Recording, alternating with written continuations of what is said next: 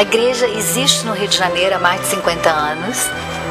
Ela foi fundada, naturalmente, para fins religiosos. Nós temos cultos, nós temos todas as atividades religiosas que interessam aos nórdicos morando no Rio de Janeiro ou mesmo visitando o Rio de Janeiro.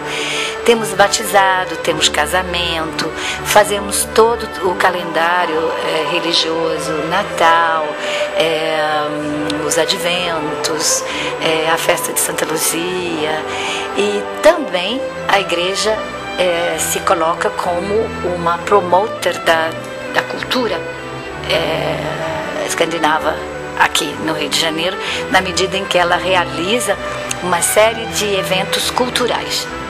Esses eventos estão naturalmente voltados todos para a comunidade nórdica no Rio de Janeiro, junto com os seus amigos, todos os que moram aqui, que podem trazer amigos e as respectivas famílias, naturalmente.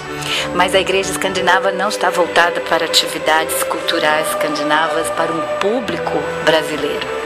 Isso não, porque ela existe no Rio de Janeiro em função de uma colônia escandinava que mora no Rio e em função dos escandinavos ou nórdicos, se você quiser, que visitam o Rio de Janeiro.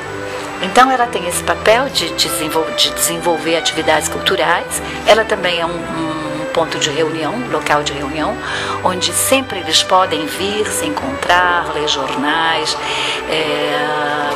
se comunicar por internet, falar as línguas nórdicas, porque aqui nós falamos a todas as línguas nórdicas. Aqui temos os que falam finlandês, os que falam norueguês, os que falam sueco, e por incrível que pareça, nós nos entendemos em língua escandinava. A única língua que é um pouco mais difícil para os outros é o finlandês, que não é nenhuma língua indo-europeia. Então, em se tratando de finlandês, é necessário que haja um finlandês no local.